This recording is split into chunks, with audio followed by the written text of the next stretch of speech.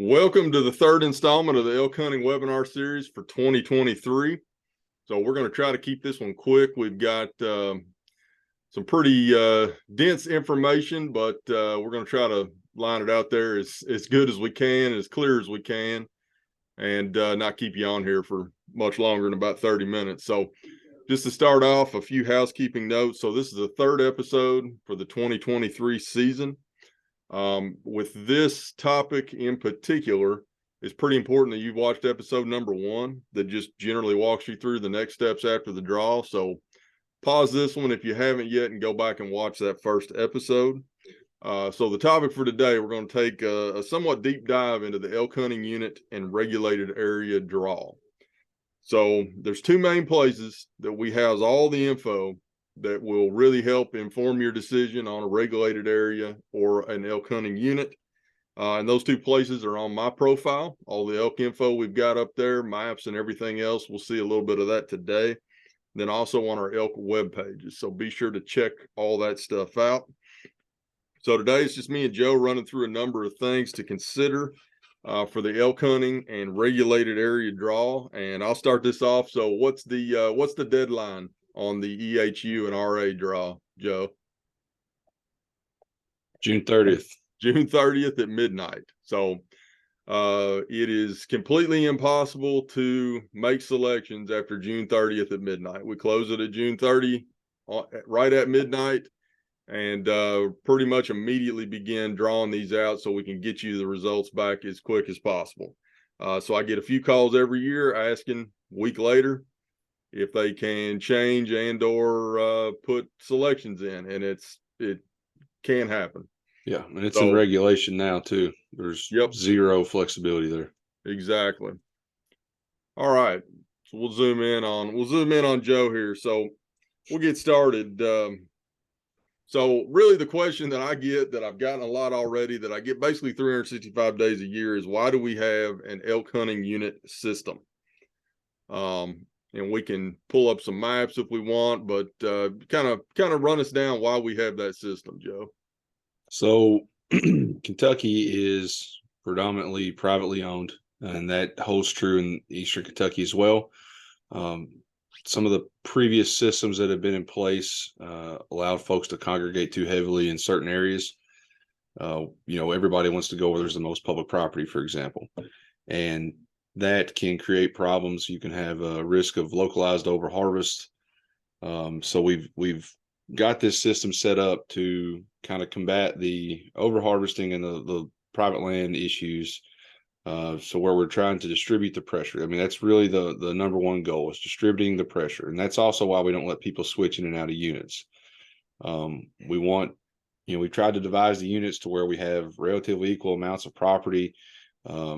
Some things are in flux. They do change, from year to year in terms of how much we actually have available in some areas, but it is split up to where we have that divided, and, elk populations are relatively equal in a lot of cases. So that's the way that we've tried to do it. So we can, just keep you guys spread out a little bit more, and not create any risks for over harvesting on, certain properties or any given unit.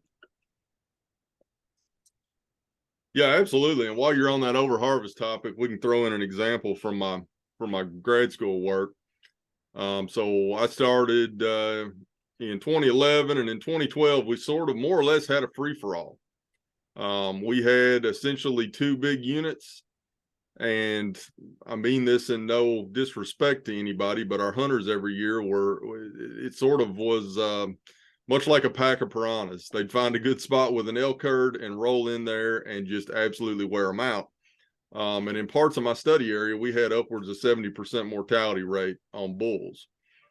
We came back for 2013 and put a limited entry area around my study area.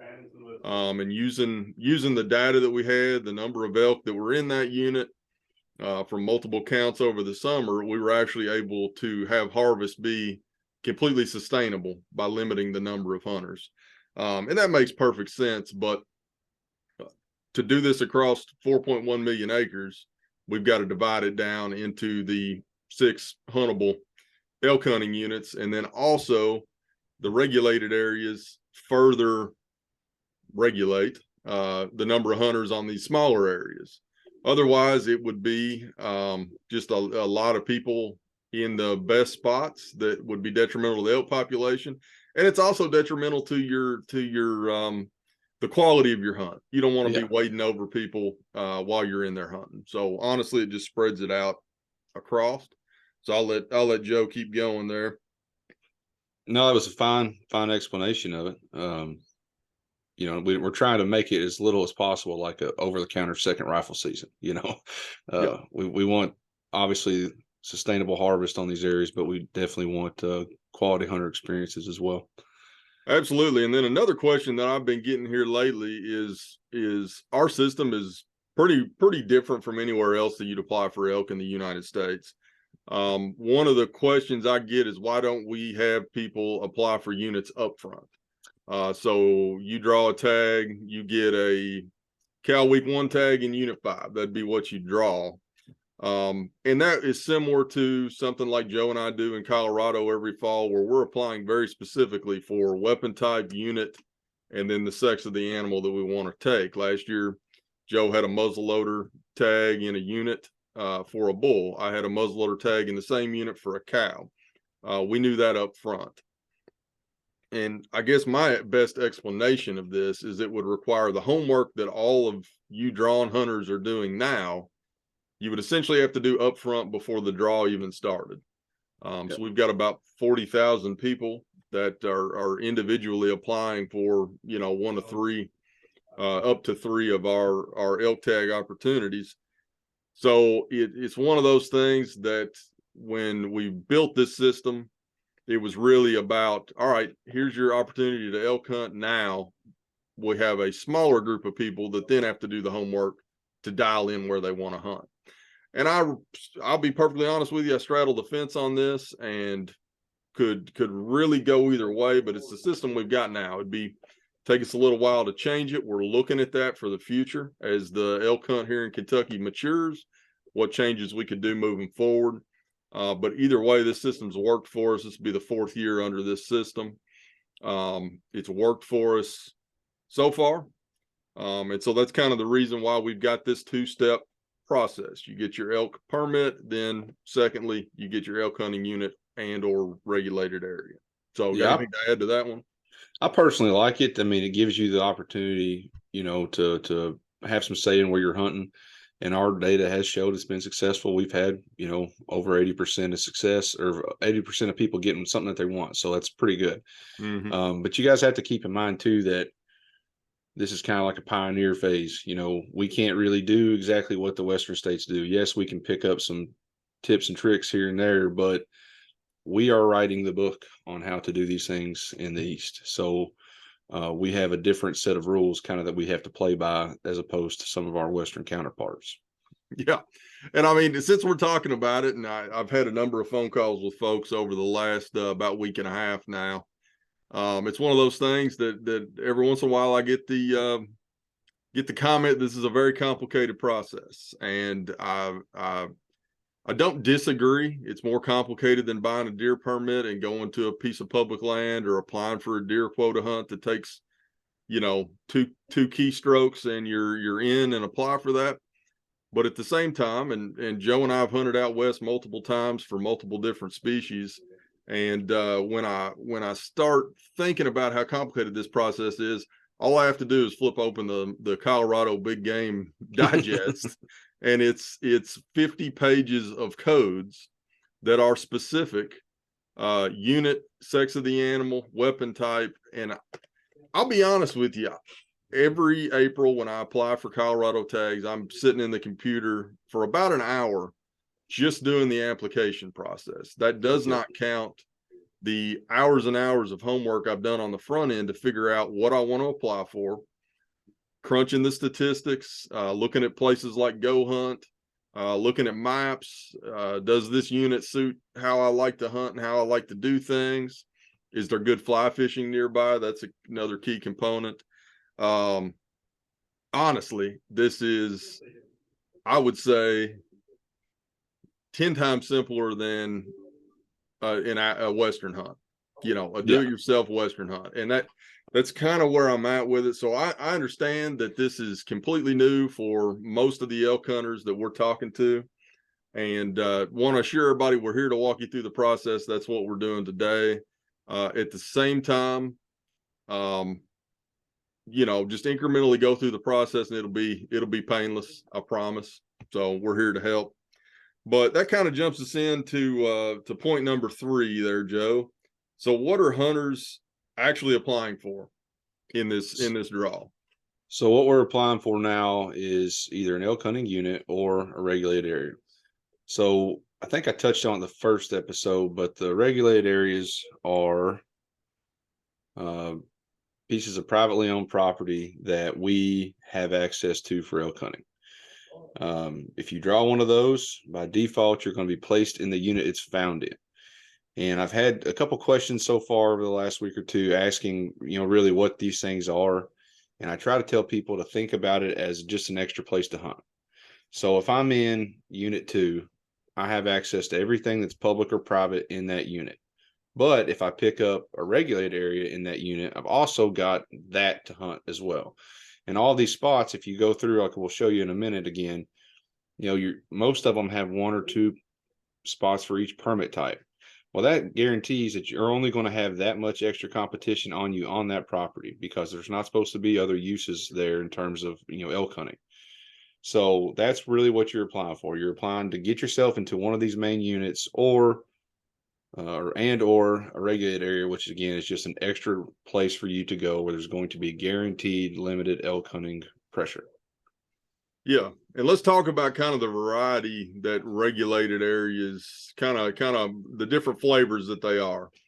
So we've got regulated areas that are wildlife management areas, that we're just seeking to regulate the number of elk hunters on that area, make sure it's a sustainable harvest, make sure the hunt quality is good.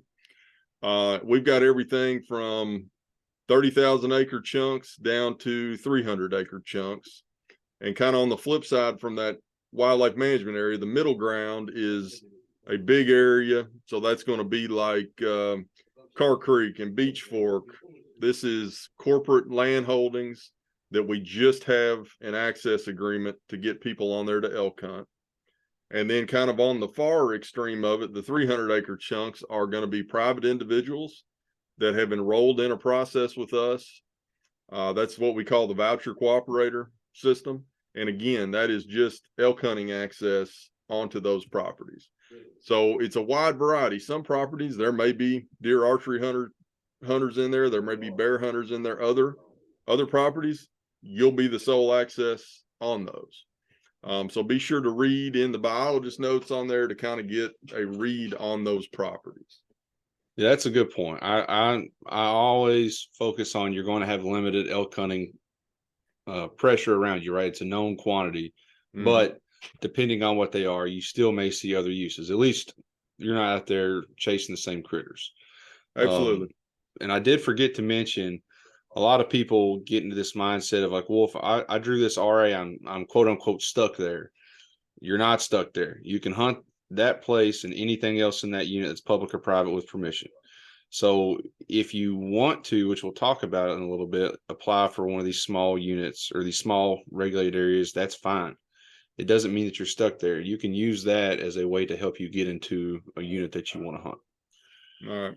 Yep, absolutely. So we'll circle back on that. Why don't you walk folks through exactly how to apply for their 5 choices? I got it. And then we'll talk, after that, we'll talk briefly about if you want to create a hunt party, how that restricts you in some parts of this. Okay. So again, we're back here in our McTester account.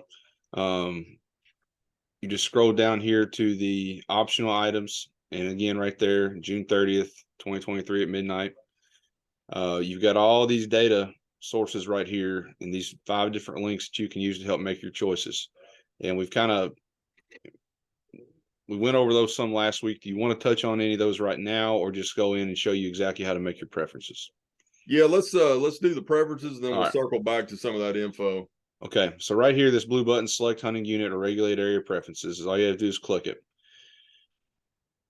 And it gives you these drop down boxes here and some examples on how it works. So right now, McTester has a bull firearm week 1. You just go through here, click on the property that you want, and like we'll do Middlesboro because I've used that example several times. You can only make each selection one time.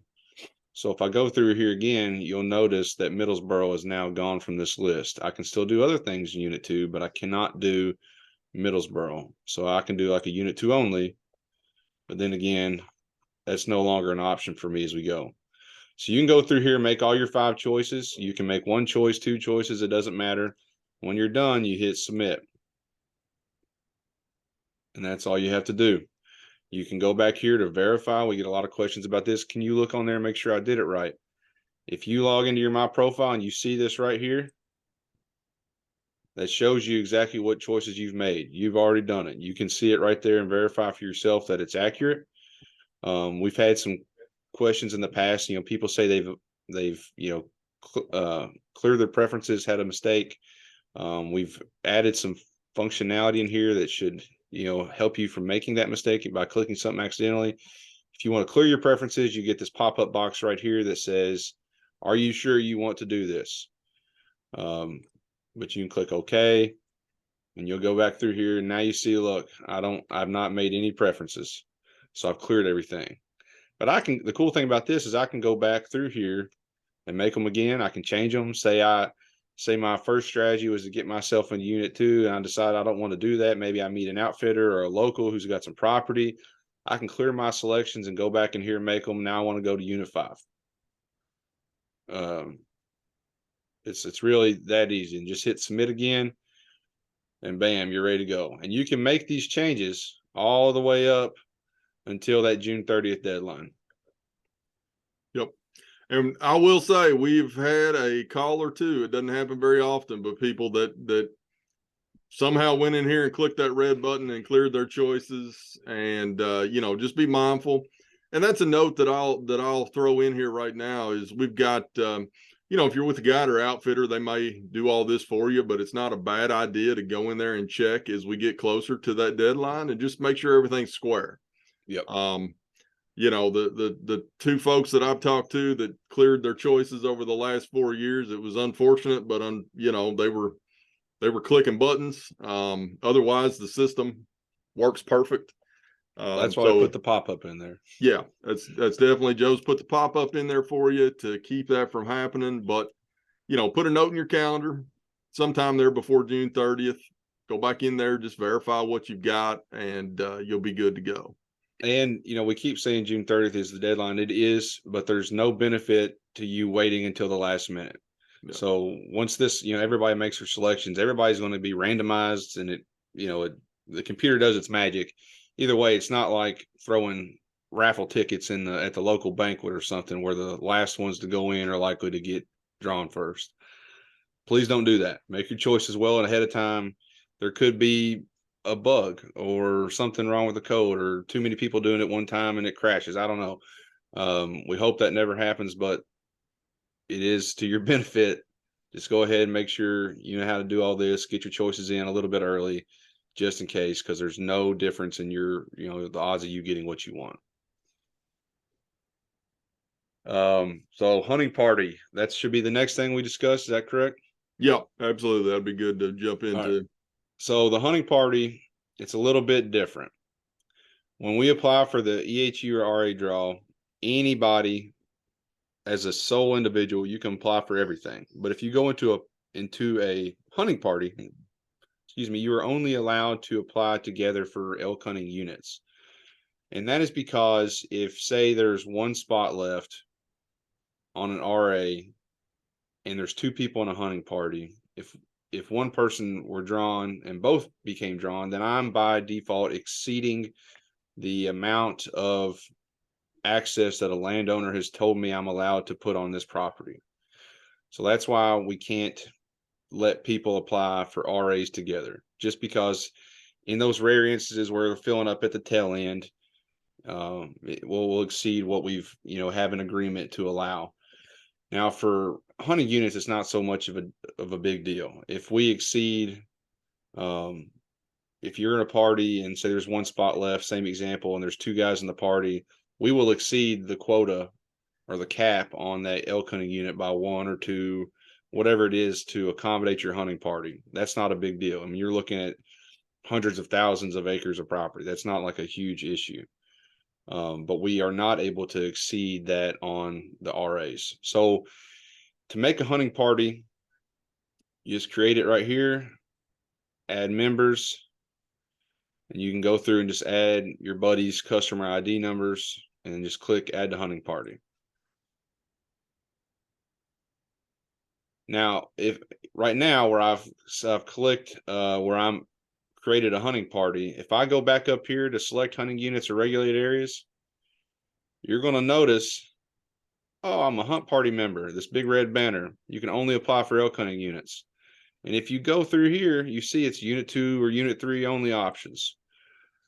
That's because you're in that hunting party. If you're just a single individual and you go through here, try to make preferences, and you can't do anything except elk hunting units, then you've accidentally clicked that you're in a hunting party. It's as easy as removing yourself from party right there, clicking that drop down, and now you can go back in and make all your selections like you normally would. Yeah, so really the hunting party is something that's in regulation.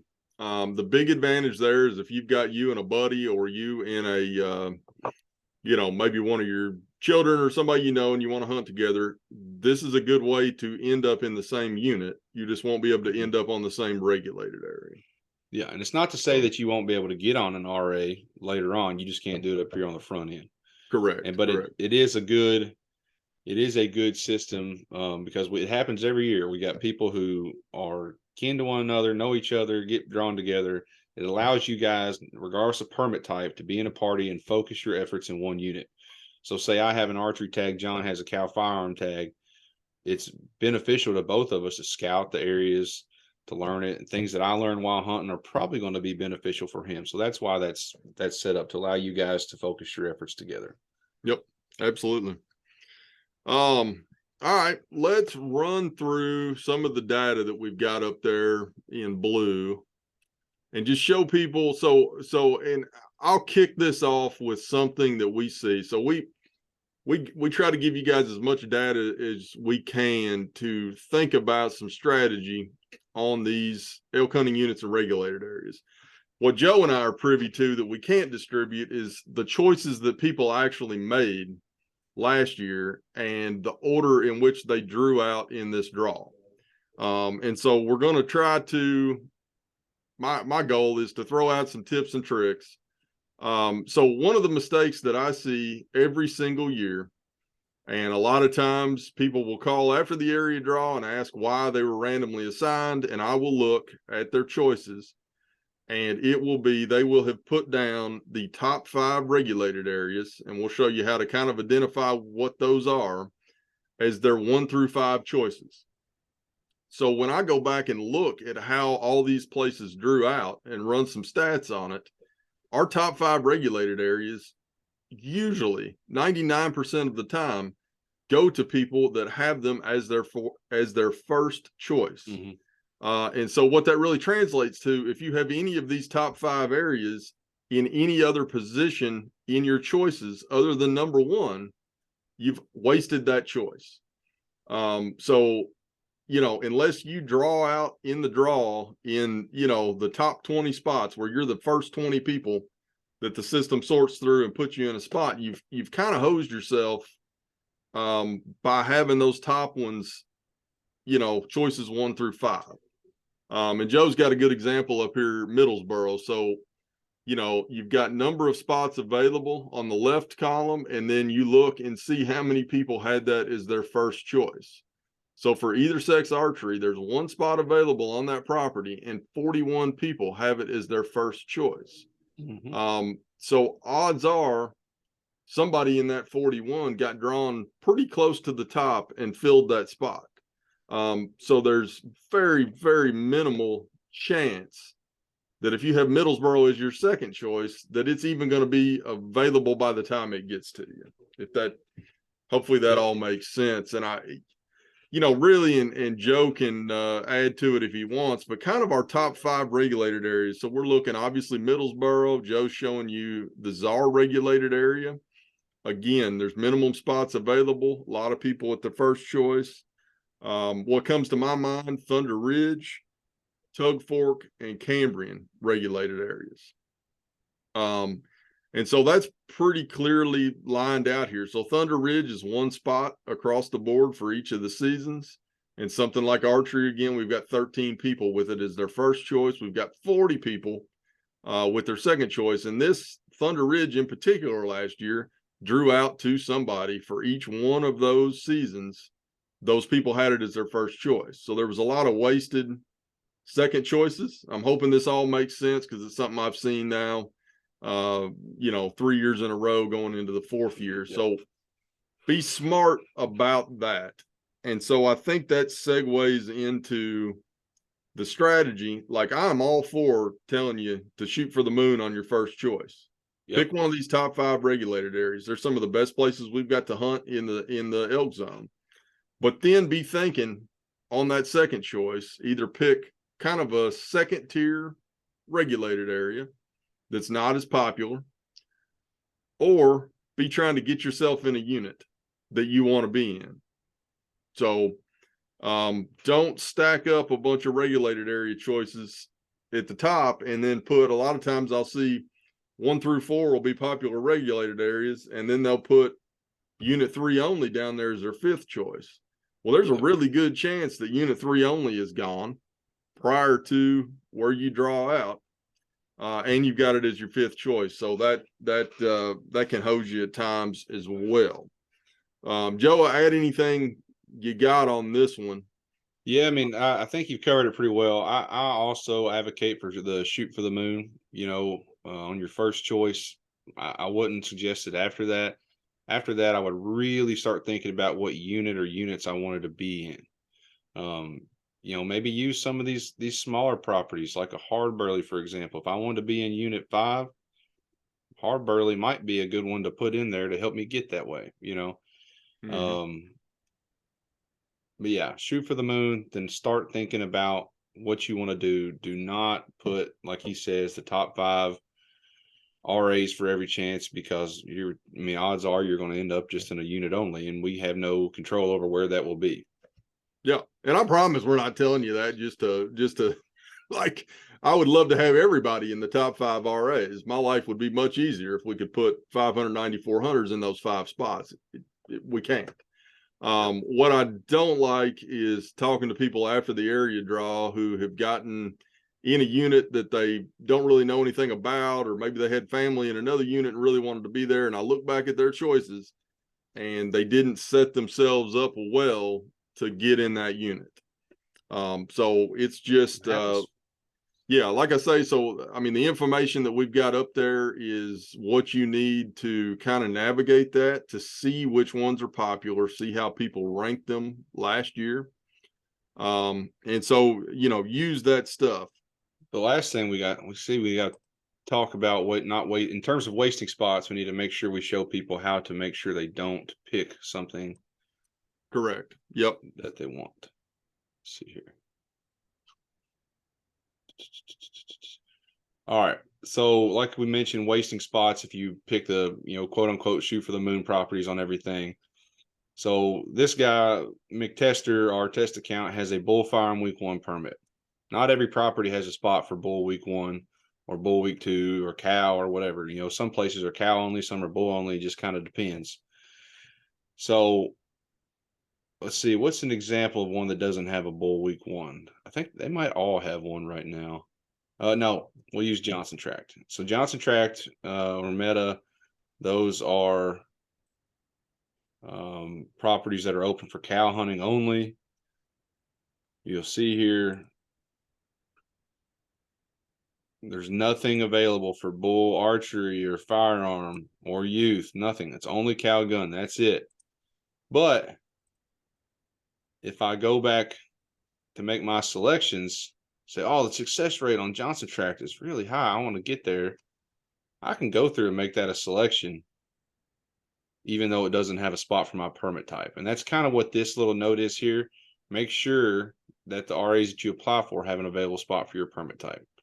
Or else it's just a waste, because we can't, if the landowner tells me, hey, I can put 2 cow hunters on here, no bull hunters, but the system is just the way it's designed, it will allow you to put in for that selection.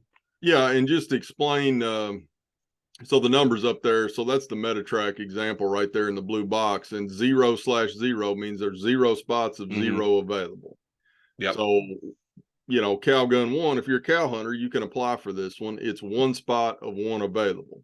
Once that's full, and we'll get into this when we open up the first come, first serve functionality in August, it might say 0 of 1. That means it's full. There's 0 spots, but there's 1 available, and that 1 has been filled. So just be mindful of that.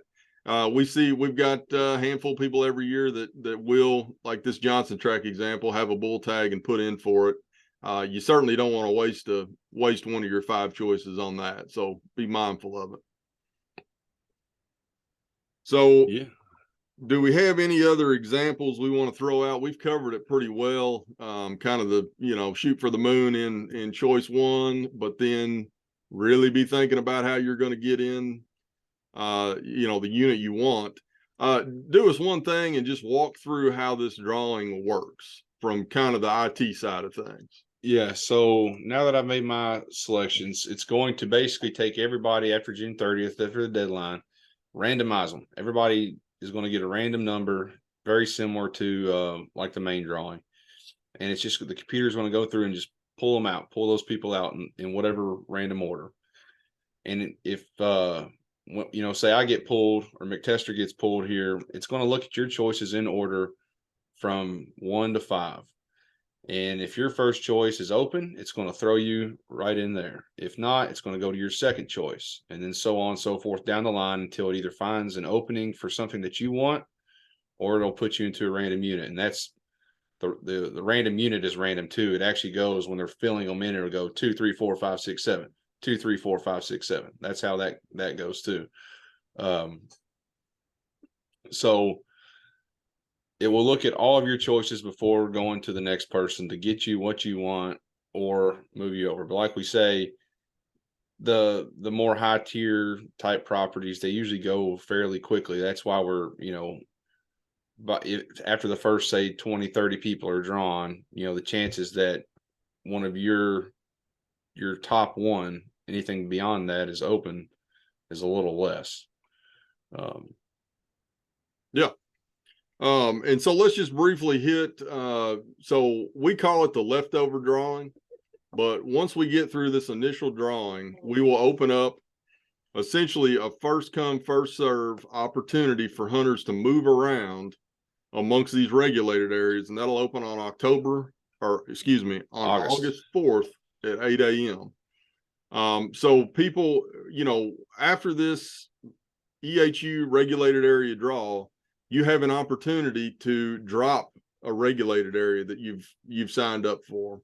If you're not going to hunt it, you found somewhere else really good, or you like some public land somewhere, you can drop that and give somebody else an opportunity to jump in for it.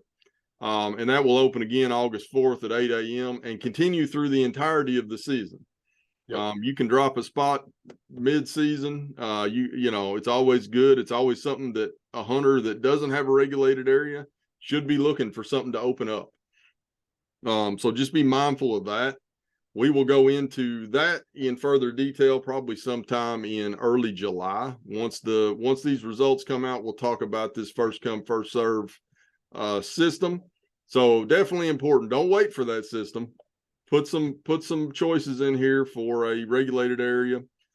Figure out what EHU you want to be in. Be smart about that. But there are some ways to end up in a regulated area as we move forward. I will also say just a little bit more detail. If a hunter signed up for a regulated area, kills an elk outside of that regulated area, it will open a spot up. So something could open up mid-season. If they kill on that regulated area, we're still working on our quota goals and number of elk we want to harvest off there. That won't open a spot up.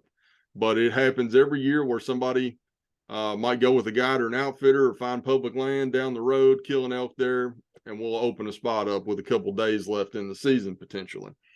So Joe, what else you got? What else did we miss here running it through? Man, I think we've covered it pretty well. We've talked about making your selections, hunting parties. I mean, all the basic stuff, some general strategy. I'm pretty comfortable with the amount of material that we provided for this one. Yeah, absolutely. And again, we're trying to keep this one short and concise and work you through this. But I want to remind you, our info center folks can walk you through this. I'll be able to walk you through this. Mark and Dan can walk you through this and advise you if you've got questions about, what kind of strategy I should do. Give us a call. That's what we're here for. Don't get, so we talked earlier how this is not that complicated of a process, but I understand it can be. And we're here to help y'all on that. Yeah, it can seem to be. Honestly, I think if you watch this, spend 15 minutes on here, I think it'll make a lot of sense to you. It's really just getting over that initial hump of what's new. Yep, absolutely. So, well, in closing, so just want to remind you, check out the webinar series as we go. So last week was a question and answer with the president of the Kentucky Elk Guide Association. So many of you that may have watched through the 2020 playlist probably realized that one was a repeat of 2022. So I'll try to make a note at the front end of this one, at the front end of these webinars, if it's a repeat or not. We've got some great content that we want to share with everybody. So we're kind of recycling it on a handful of these episodes this summer. This one in particular, this is fresh for 23 because we've got different dates and, we've learned some as we go from year to year. But either way, I'll try to put that at the front of the episode so you're not necessarily double watching, and feel free to jump ahead in the 2022 playlist there on YouTube. Also, we are open to suggestions on topics you want us to cover. If something seemingly confusing, we will get into the how to hunt, the fun part. That's the part that Joe and I really like. We'll have some special guests on here.